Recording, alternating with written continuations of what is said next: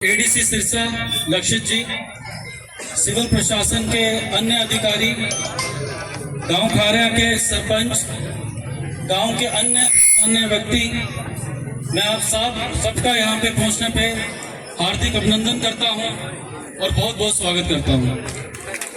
देखिए, ये एक पहल है जो कि हमारे ऑनरेबल सीएम साहब ने ली है कि जिला प्रशासन के डीसी, सिविल एडमिनिस्ट्रेशन के अधिकारी, पुलिस प्रशासन के अधिकारी गांव-गांव में जाके रात्रि ठहराव करें और जो गांव की प्रॉब्लम्स है, जो कि हम बहुत बारी ऐसा होता है कि ऑफिस में बंद रह के चार दीवारों में नहीं समझ पाते, आपके बीच में आके जो भी सिविल प्रशासन द्वारा या पुलिस प्रशासन द्वारा जो सर्विसेज में कमियां हैं उनको समझें और आपकी परेशानियां दूर करें।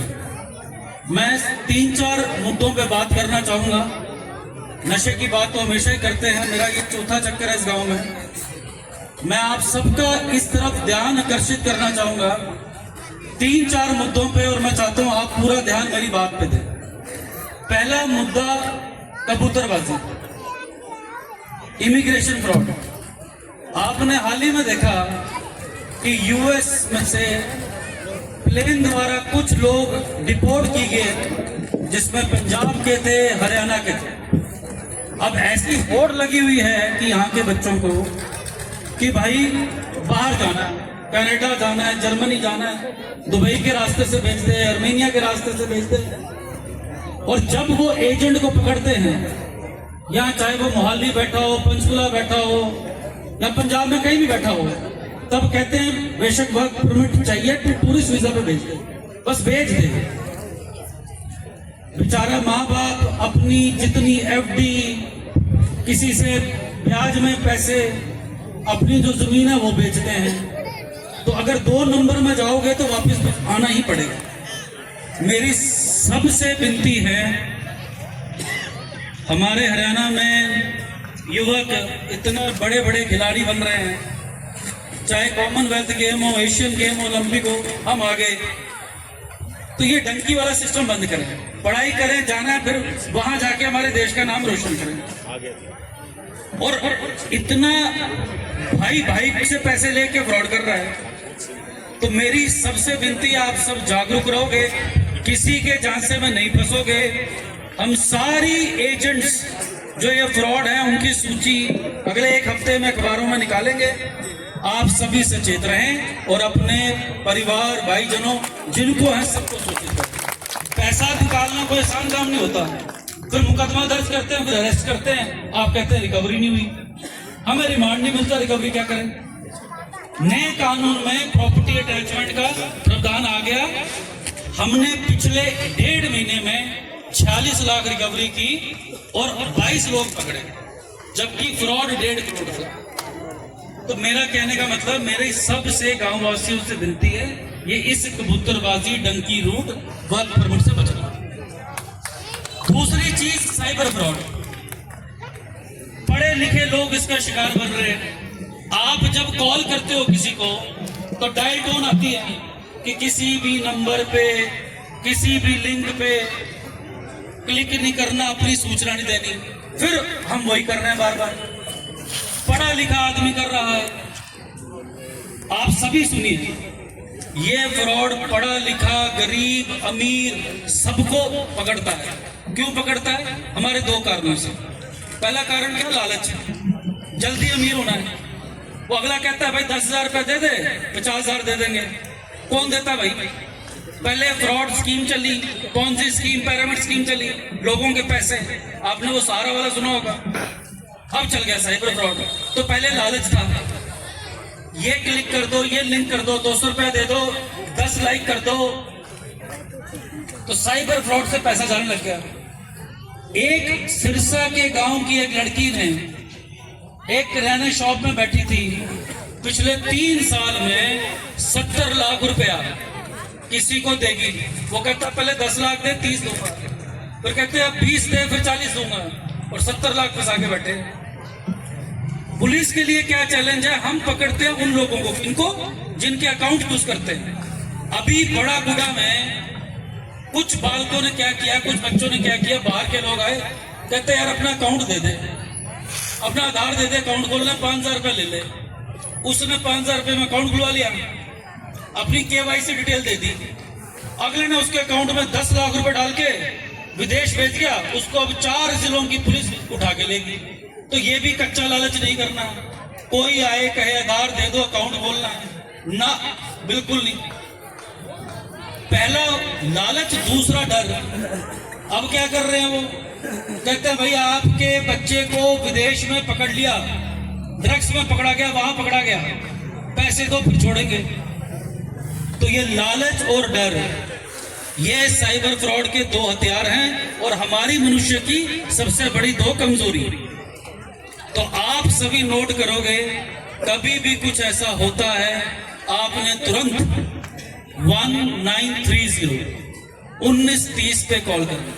अगर 6 घंटे पे कॉल करोगे तो हम कोशिश कर सकते हैं कि जो आपके अकाउंट से राशि गई है उसको होल्ड कर लें। तो आप सबको ये रुक्का डालना है गांव गांव में, चाहे चौपाल पे बैठो, हुक्के पे बैठो, कि 1930 किसी लिंक पे कॉल नहीं करना। कोई लड़की मैसेज कर दे, कोई लड़का मैसेज कर दे, वीडियो कॉल नहीं करनी। फिर आधे से लोगों को शर्म आती है, बताते क्या हो गया हमारे साथ।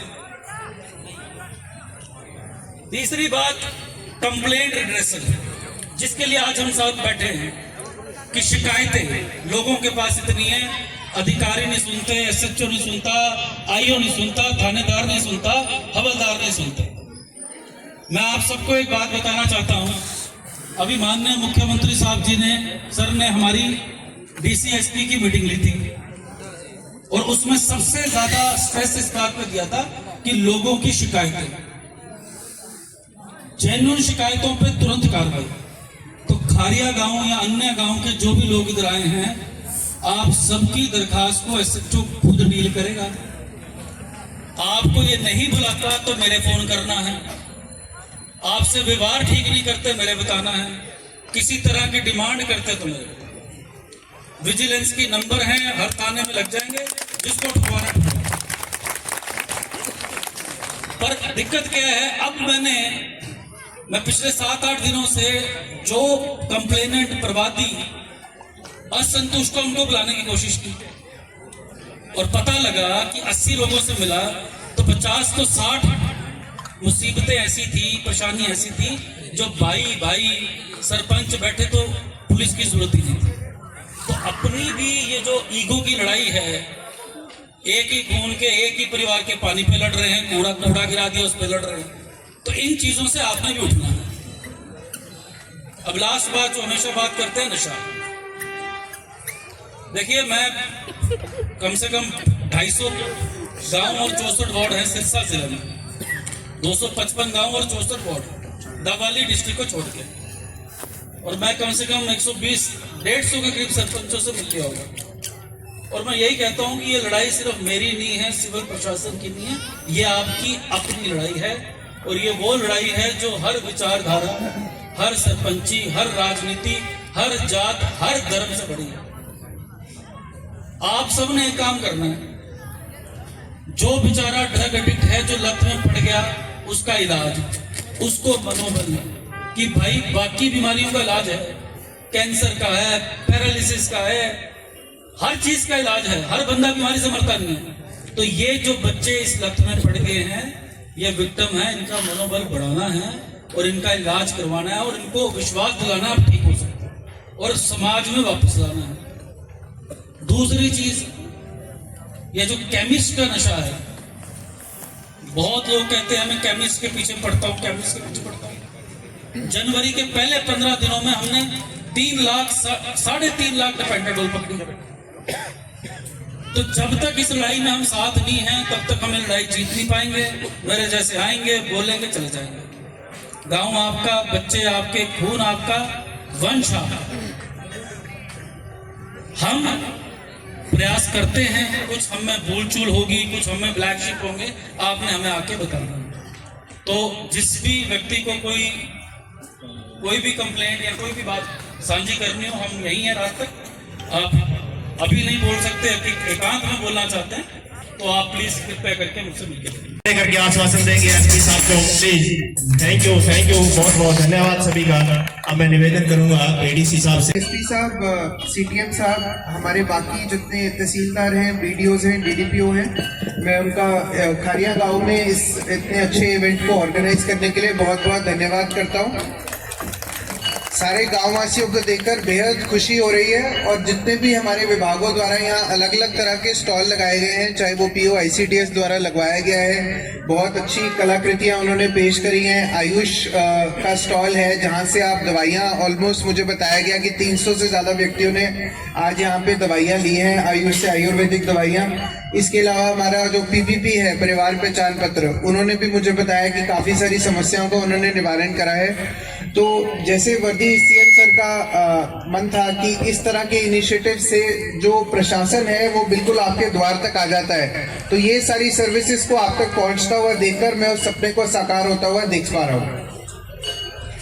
और बहुत ही अच्छा लग रहा है कि जब मैं आपकी सरपंच साहिबा से बात कर रहा था कि उन्होंने बताया कि यहाँ पे जो है अलग अलग प्रोग्राम्स के अंदर हम काफी सारे कार्य टेकअप कर चुके हैं। जो हमारा डिस्ट्रिक्ट का डेवलपमेंटल प्लान होता है उसी में इस साल जो है आपके यहाँ पे जो है स्ट्रीट लाइट्स लगाई गई हैं। ये स्ट्रीट लाइट्स आप अपने यहाँ पे जो स्टेडियम में वहां पर देख सकते हैं और अभी भी बच्चे उसकी छाव में अपना बास्केटबॉल मैच पूरा कर रहे हैं। तो एक बारी जो आपकी सरपंच साहिबा हैं जो बहुत ही प्रोएक्टिव हैं, जिन्होंने इतने प्रोजेक्ट्स आपके गांव के लिए लेके आए हैं, उनके लिए तालियां जरूर बजाएं।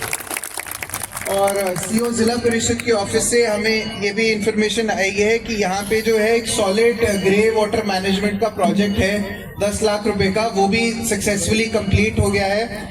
इसी प्रोजेक्ट को देखते हुए 2 नए प्रोजेक्ट्स जो हैं प्लास्टिक वेस्ट मैनेजमेंट के लिए और गोवर्धन योजना के लिए, जिनकी लागत 10 और 20 लाख रुपए है, वो भी आज सीओ जिला परिषद द्वारा इस के लिए अनाउंस करी जा रही है। तो आपको इसकी बहुत बहुत शुभकामनाएं।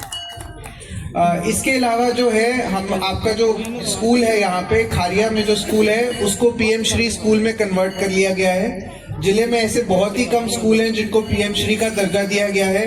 इससे न केवल एक्स्ट्रा फंडिंग की अपेक्षा होती है गवर्नमेंट से, इसके अलावा जो है बच्चों को बहुत सारी ऐसी अपॉर्चुनिटीज मिलती हैं जो उनको बाकी स्कूलों में नहीं मिलती हैं। तो अभी पीछे करके जो यहाँ पे एनुअल डे फंक्शन हुआ था वो भी पीएम श्री स्कूल्स के लिए एक बिल्कुल यूनिक इनिशिएटिव है जो टेकअप करा गया है। और आपके अगर बच्चे होंगे तो उनको ये भी बताया गया होगा कि इसी स्कूल से जो है हमने एक नई प्रोग्राम की शुरुआत की थी 2 महीने पहले, जिसका नाम हमने प्रशासन से परिचय रखा था, जिसमें आपके स्कूल के जो बच्चे हैं उनको गवर्नमेंट ऑफिसेज में इनवाइट करा गया था ताकि वो आकर समझें कि गवर्नमेंट में हमारे तहसीलदार, बीडीओ, एडीसी, एसपी सर का ऑफिस, इसके अलावा परिवार पहचान पत्र, ये सारी स्कीम्स कैसे चलती हैं और आपकी अगर कोई समस्या उनको इस मामले में आती है तो उसको कैसे निवारण कर सकते हैं। तो ये बहुत ही अच्छी बात है कि हमने ये जो प्रोग्राम है आपके पीएम श्री खारिया स्कूल से शुरुआत की थी।